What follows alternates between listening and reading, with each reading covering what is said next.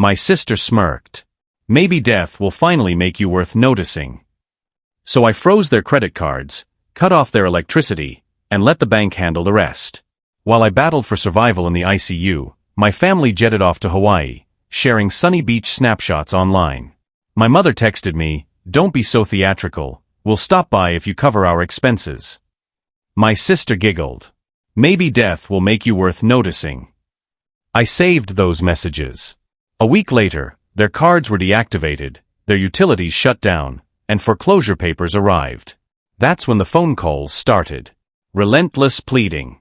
In the sterile ICU, the steady hum of the heart monitor was my only companion. Pneumonia had spiraled into sepsis quicker than anyone expected. At 26, I was tethered to countless machines, fighting to stay alive. The doctors were blunt. The first 3 days were touch and go. I reached out to my family the moment I was admitted. Mom, Dad, and my sister Bella lived just 2 hours away. I thought they'd rush to my side. Instead, I got a text from Mom, "Sorry, sweetheart, we're at the airport. The Hawaii trip's already booked. We'll see you after." I hadn't even known about the trip. As days dragged on in that hospital bed, my phone became a portal to their tropical getaway. Bella's Instagram stories flaunted turquoise waves, cocktails, and candlelit dinners. Mom posted Facebook photos of herself in a new bikini, captioned, "Embracing life at 52." Dad shared golf course selfies with hashtags like #IslandLife and #RetiredBliss. No one mentioned their daughter, fighting for her life back home. On day 3, when my fever finally broke and my mind cleared, I texted the family group chat, "I'm stable but still very sick. Doctors say I'll be here another week at least. Can someone please come? I'm scared and alone." An hour later, Mom replied, "Stop overreacting, Clara. If you're texting, you're fine. We'll visit if you pay for our flights back and cover the vacation days we'd lose." I reread her message for 10 minutes, certain the medication was making me hallucinate. Then came Bella's reply, "Worse still, well, Mom's right. You've always craved attention.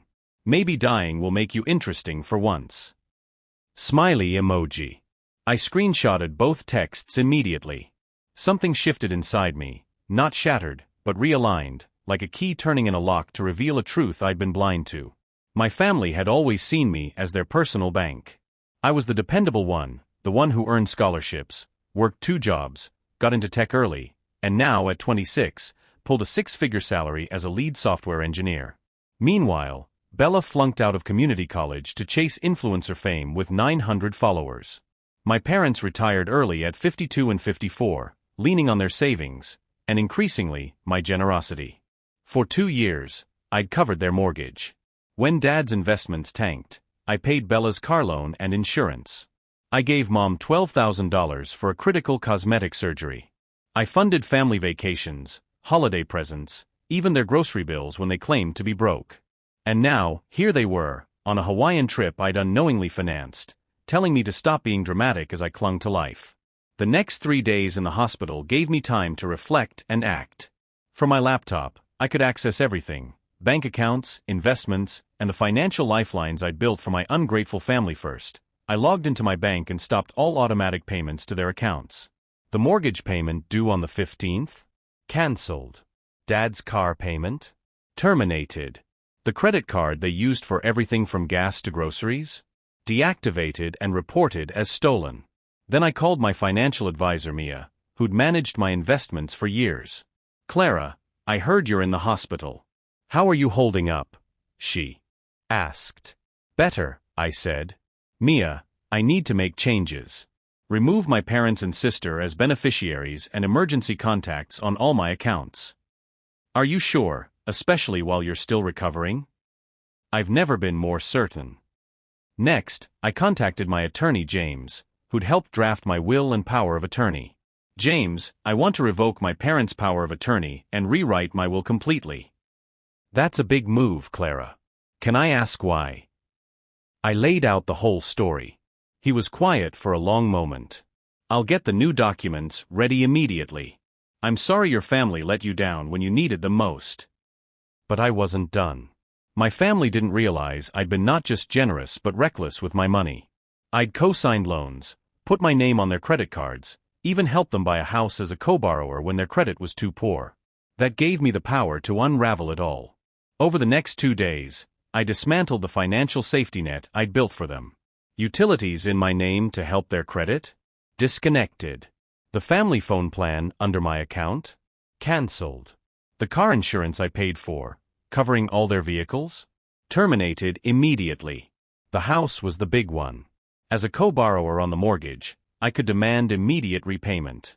I contacted the bank, explained I wanted off the mortgage, and said if my parents couldn't qualify for a new loan or pay the balance, they'd need to sell. The bank was surprisingly cooperative, especially when I mentioned recovering from a near-fatal illness and needing to secure my financial future. Meanwhile, the Hawaii posts kept coming. Bella shared a video of a couple's massage with a guy she'd apparently met at the resort. Mom posted photos of lavish dinners and shopping hauls. Dad uploaded golf pics, raving about the retired life.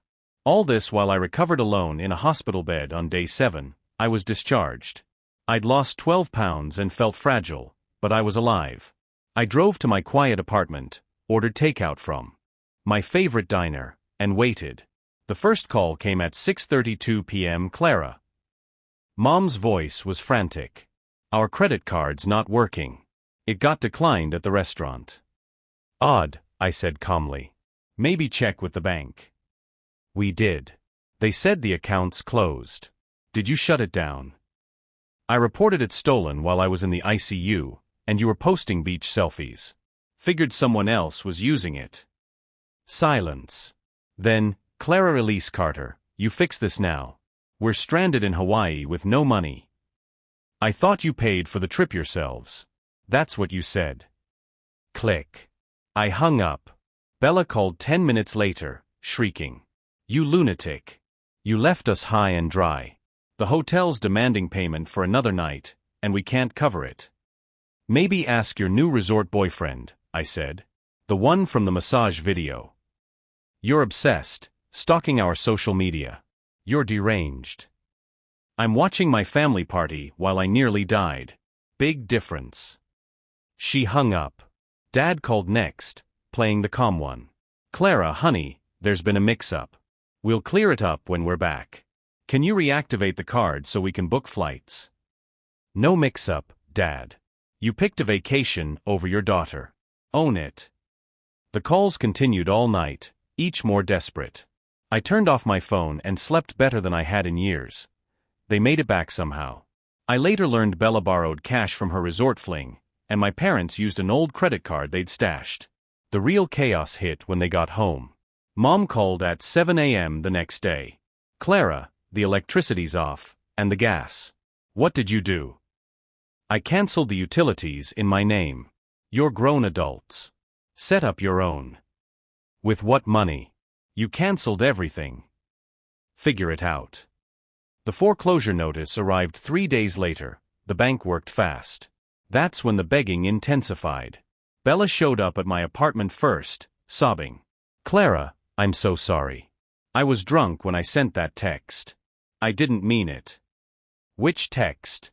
The one saying my death might make me interesting. I was joking.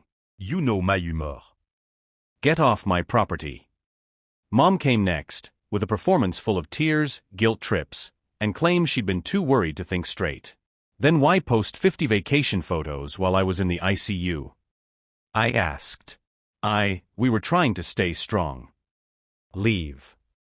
Dad tried logic, showing up with a folder of papers detailing their financial ruin, saying losing the house would tank their credit and leave them homeless. You should have thought of that before telling me to pay for your flights while I was dying, I said. But we're family. No, we're not. Family shows up. Family cares. Family doesn't mock their daughter for nearly dying. The call scam 30 times a day. I blocked their numbers, so they used friends' phones, payphones, even the motel landline after they lost the house. Each call brought a new tactic: rage, bargaining, fake tears, threats of self-harm, accusations I was ruining the family. You ruined it, I told Mom during a particularly pitiful call. I just stopped pretending you didn't. The most absurd attempt came from Bella's friend Sarah, who called pretending to conduct a survey on family bonds. After 15 minutes of scripted questions, she slipped, So if your sister wrote you a letter really sorry, would you maybe tell Bella no, Sarah? Using you as a pawn is exactly why she's in this. Then they tried ambushing me at work. Mom and Dad talked their way past security and confronted me in the lobby as I headed to lunch. Clara, please, just 5 minutes, Dad pleaded, looking haggard. Mom stood behind, clutching a tissue, trying to look pitiful. Security, I called to the guard who'd let them in. These people are harassing me. Remove them. Clara. Mom wailed as security approached. À mieux modeur. You can't ignore your family. Watch me, I said, walking away. The security footage of that incident became office lore, the day Clara's family tried a lobby intervention and got escorted out. Their most pathetic move was Bella's Instagram post claiming I was mentally unstable post-hospitalization, calling my actions a cry for help needing family intervention. It backfired when my friends commented about their hospital visits, bringing me books and comfort while my family posted vacation pics. Bella's followers connected the dots, and the comments tore her apart. She deleted the post within hours, but I'd already screenshotted it. They faced mounting financial woes. My cousin Sam told me Dad tried getting a loan using my old contact info as a reference. When the bank called to verify, I was candid. Mr. Carter's unemployed and lost his home to foreclosure. He has no steady income, and I wouldn't recommend lending to him. Your relationship to him? Estranged father. The loan was denied. Mom spread lies, telling people I was financially abusing my elderly parents, painting herself as a victim of a cruel daughter. She even reported me to Adult Protective Services for elder abuse, claiming I stole their savings and left them penniless. The social worker who contacted me was skeptical from the start. Ms. Carter, we've had a complaint about financial exploitation. Can you clarify? I invited her over, spending 2 hours showing bank records, screenshots, and a timeline of events. So, she said, reviewing her notes, your parents added you to their accounts, you supported them for years, and when they chose a vacation over visiting you in the ICU, you withdrew support? Exactly. And they're calling this elder abuse. Apparently. She closed her notebook. This isn't abuse. It's setting boundaries. Adult children aren't obligated to support capable parents. The complaint's baseless. As she left, she added, I'm sorry your family did this to you. It's unforgivable. The failed APS report seemed to unhinge Mom. Her calls grew unhinged, filled with conspiracies about me turning people against them. You think you're clever, she sobbed in a late-night call that woke me.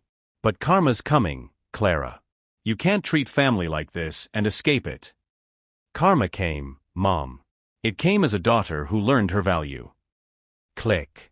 The tipping point was when they contacted James's family, claiming I was unstable and our relationship was toxic. Mom found James's mother, Ellen, on Facebook and sent a long message about my mental health issues and erratic behavior.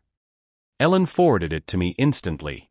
It was 3 pages of lies, saying I'd always been troubled, my illness made me vengeful, and I was isolating myself from a family desperate to help. Clara, Ellen called that night, no one believes this nonsense, but you should know your mother's trying to sabotage you. That's when I pursued legal action. I asked James about a restraining order against all 3. Harassment, stalking, workplace interference, defamation, you've got grounds, he said. But this will go public. You sure? They've crossed every line. It's time for consequences. The restraining order hearing was set for a Thursday. They showed up polished, thinking they could charm the judge. They spun a tale of a daughter who had a breakdown after a minor illness and was punishing them for not affording a hospital visit. I presented my evidence, screenshots of Hawaii posts, cruel texts, harassment records, the workplace ambush, the false APS report, and attempts to ruin my relationships. Your Honor, I said, reading my statement, these people didn't just abandon me when I nearly died, they mocked me. When I stopped funding them, they harassed me, lied about me, and tried to destroy my career and relationships. I'm asking for protection from people who see me as a cash machine and punish me when the money stops. The judge issued a temporary restraining order on the spot and scheduled a permanent one. As we left, Mom made a final plea, Clara, we can fix this as a family. No need for courts. You made courts necessary when you chose harassment over accountability, I replied. The permanent order came 3 weeks later: no contact, no coming within 500 feet of my home or work, no posting about me online. Violations meant arrest. The silence was glorious. 3 months post-Hawaii, my boss, Alex, called. "Clara, you're still recovering and working remotely, but we've got news. Technova Industries, your client from last year, wants to poach you." Technova offered a VP role, nearly double my salary, stock options, full benefits, and a chance to build their cybersecurity division from the ground up. "They asked for you specifically," Alex said. "Your security system stopped a major breach last month. They say you saved them millions." I took the job. As I negotiated my new contract, my family was evicted from their motel for non-payment. Bella called from a payphone, sobbing. "Clara, we're homeless, sleeping in Dad's car. Mom's meds ran out, and we can't afford them. Have you tried working?" I asked, reviewing my contract. "I work at Target." 20 hours at Target isn't a career, Bella. "What about Mom and Dad?" "Dad's applying, but no one hires his age, and Mom's too stressed to work." "Too stressed to work but not to post lies about me online?" Silence. They didn't know I could see Mom's public posts. She's just venting. She's slandering me while claiming stress stops her from working. Do the math. My first day at Technova was everything I'd dreamed. Corner office, a team of 10 brilliant engineers, a massive budget. At my welcome lunch, the CEO praised me personally. "Clara, your protocols didn't just save us money, they saved jobs. When hackers hit last month, your system held. Without it, we'd have lost client data, faced lawsuits, maybe gone bankrupt. You saved this." The judge issued a temporary restraining order on the spot and scheduled a permanent one. As we left, Mom made a final plea. "Clara, we can fix this as a family. No need for courts." "You made courts necessary when you chose harassment over accountability," I replied. The permanent order came 3 weeks later: no contact, no coming within 500 feet of my home or work, no posting about me online. Violations meant arrest. The silence was glorious. 3 months post-Hawaii, my boss, Alex, called. "Clara, you're still recovering and working remotely, but we've got news. Technova Industries, your client from last year, wants to poach you." Technova offered a VP role, nearly double my salary, stock options, full benefits, and a chance to build their cybersecurity division from the ground up. "They asked for you specifically," Alex said. "Your security system stopped a major breach last month. They say you saved them millions." I took the job. As I negotiated my new contract, my family was evicted from their motel for non-payment. Bella called from a payphone, sobbing. "Clara, we're homeless, sleeping in Dad's car. Mom's meds ran out, and we can't afford them. Have you tried working?" I asked, reviewing my contract. "I work at Target." 20 hours at Target isn't a career, Bella. "What about Mom and Dad?" "Dad's applying, but no one hires his age, and Mom's too stressed to work." "Too stressed to work but not to post lies about me online?" Silence. They didn't know I could see Mom's public posts. She's just venting. She's slandering me while claiming stress stops her from working. Do the math. My first day at Technova was everything I'd dreamed. Corner office, a team of 10 brilliant engineers, a massive budget. At my welcome lunch, the CEO praised me personally. "Clara, your protocols didn't just save us money, they saved jobs. When hackers hit last month, your system held. Without it, we'd have lost client data, faced lawsuits, maybe gone bankrupt. You saved this company." That afternoon, a Tech Today reporter messaged me on LinkedIn for an interview on cybersecurity trends. My success was gaining traction in ways I'd never imagined while propping up my family. Meanwhile, Mom launched a GoFundMe, help a family destroyed by their daughter's mental breakdown. It painted me as unhinged, cutting them off to punish them for not visiting me during a minor illness. She didn't expect my tech network to notice. Colleagues, clients, and contacts flooded professional channels with screenshots, outraged at her lies. Within 48 hours, her GoFundMe was swamped with comments defending me. Clara Carter is a top-tier engineer, professional and kind. This campaign is vile. Senior developer, Google. Clara's work on our project was flawless. This is a scam. CTO, startup. Clara stopped a catastrophic breach. Her family should be proud, not exploiting her. CEO, cybersafe. The comments became a public testament to my character. Mom deleted the page in a week, but screenshots spread across tech forums as a cautionary tale of family manipulation. Month 6 at Technova, I was soaring. I'd built security systems for 3 major